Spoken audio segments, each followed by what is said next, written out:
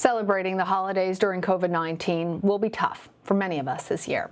The CDC has already said that people should avoid getting together with anyone outside of their household. And potential stay-at-home orders could make things even more difficult as people are separated, physically at least, from their loved ones. For more on this, I want to bring in Paul Gianfrido. He's the president and CEO of Mental Health America. Thank you, Paul, for being with us. The pandemic has forced many of us to break social norms and traditions.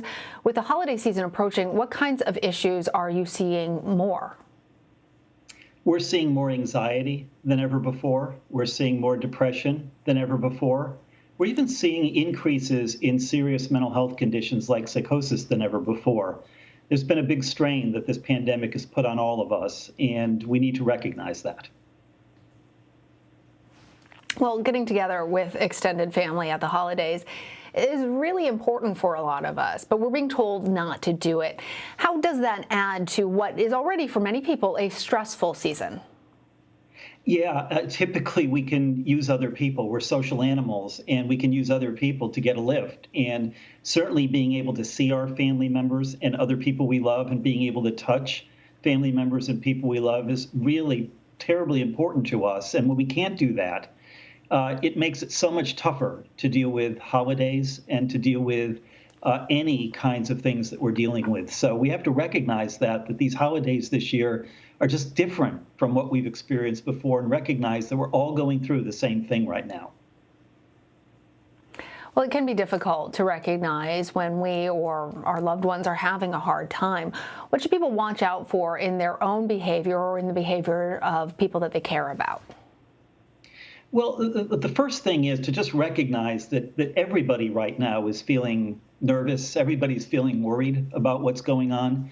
And the question is, when is that worry transforming to something more serious like anxiety or depression?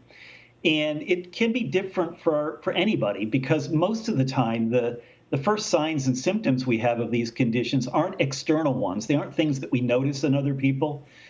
They're things that really we notice in ourselves first. We may be feeling more withdrawn. We may be seeing our schedule change, that, we're not able to sleep as well. We're not able to eat the same way. We've lost appetite. We have too much of appetite. What I say is we shouldn't have to guess about those things. Mental Health America, for example, we offer free anonymous online mental health screens, the very same ones that most clinicians use. And you can just go online and in 5 minutes take a mental health screen and get an answer as to what's going on, and then get some resources that can help you. But I think the critical thing is not to guess too much, and to remember that while everybody is feeling this, that once in a while we can just get a sense that it's a little more than we would normally feel, and maybe something we ought to deal with.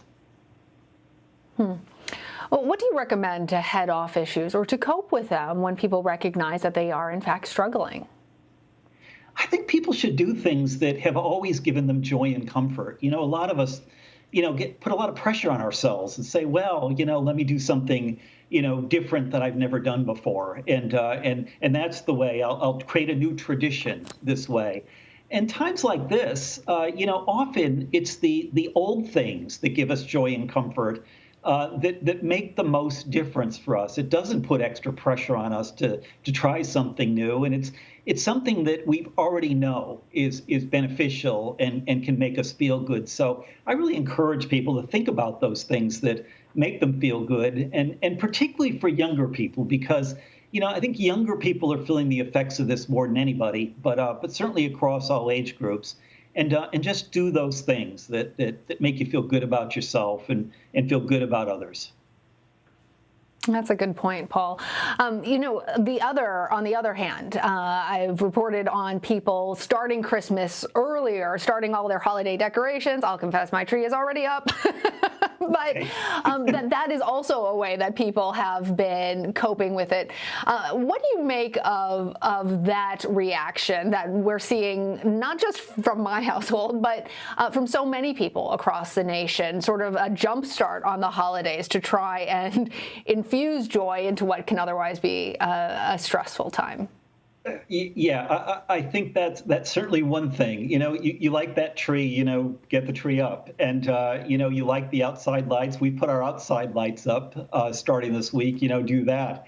I'm a Christian, but I look forward to Hanukkah and donuts, and so I've already marked, December 11th on my calendar to go out and get donuts. So, yeah, nothing wrong with taking advantage of these seasons and using the seasons to feel good about what's going on, feel good about ourselves. Nothing wrong with that at all.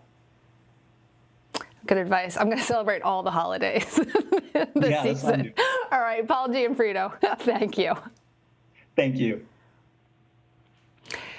And if you or someone you know is in need of emotional support, the Lifeline Network is available 24 hours a day, 7 days a week. There is no shame in it.